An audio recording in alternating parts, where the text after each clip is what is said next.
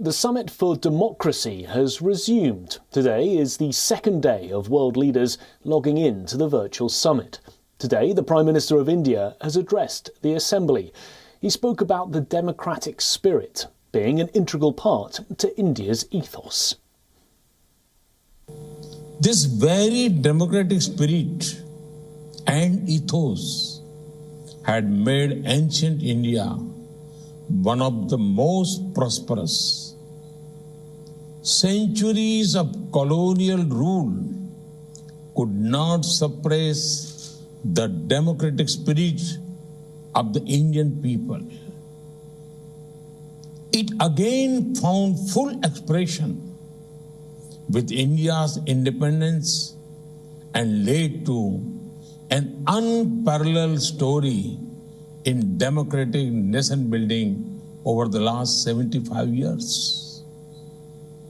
It is a story of unprecedented socio-economic inclusion in all spheres. It is a story of constant improvements in health, education, and human well-being at an unimaginable scale. The India story has one clear message to the world, that democracy can deliver, that democracy has delivered, and that democracy will continue to deliver. Prime Minister Modi was one of 12 leaders invited to the main leaders' plenary session on day one of the summit. The summit commenced with US President Joe Biden calling on countries to reaffirm their democratic values. He's announced the allocation of over $200 million towards the Presidential Initiative for Democratic Renewal.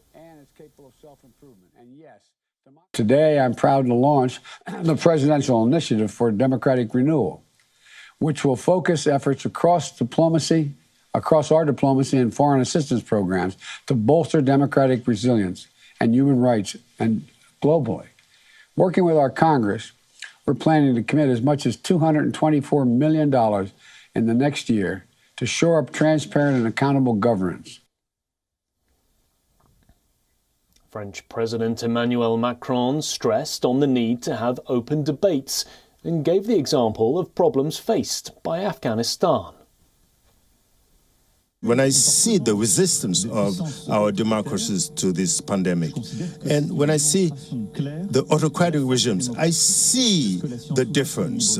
We have open science, we have open debates on sciences, and all these choices allow us to produce better. And we continue to live through challenging times, to experience geopolitical tensions that challenge our values. The Afghanistan challenge and the humanitarian disaster that came with it show the challenges that we face, and also the solidarity that most of us are demonstrating by giving asylum to Afghans. Well, for more on this, our correspondent Susan Tarani is joining us live from New York City.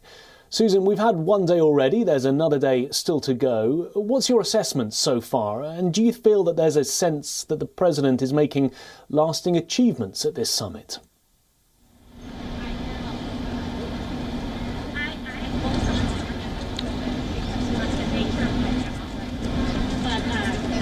So the goal is to bring countries together to stand up to autocratic regimes and to authoritarian regimes with a unified voice. And those slogans are very appealing, and it seems from the speeches that we've heard so far, just like the speeches that we hear usually at these summits, that the summit has been successful so far. I think one challenge moving forward will be this year of action that President Biden is speaking of, which means that these countries will then go home and during the next 12 months adhere to a set of pledges and contributions, as the President himself himself noted the United States wants to do with those hundreds of millions of dollars in promoting quote-unquote democracy.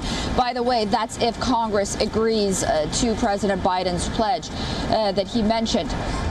And then if they do meet those pledges, then they get to come back again next year for another quote-unquote summit of democracy. So they have this summit, they make these goals and aspirations, and then they go home, and you know, we see how this plays out in the real world. In terms of sending a message, it has been successful. It has raised some concern with Russia and China. I guess those two countries were the main targets. But I think ultimately one of the criticisms that the Biden administration here at home has been facing was the fact that he sort of hammered down on the challenges that the United States has been facing here at home, and talking about the imperfect nature of American democracy. And his critics say that while, you know, America hasn't had a perfect past, it's still the perfect and the best version of liberal democracy moving forward. And this wasn't the path and the policy that, for example, Ronald Reagan or his predecessors took forth when they brought down the Soviet Union. They also had these messages ideologically, along with containment. So they hope that Biden sort of moves forward during the second day with more of a position of strength on the part of the United States, and not maybe air so much America's issues domestically regarding partisan politics for his benefit, and focus on the big picture more.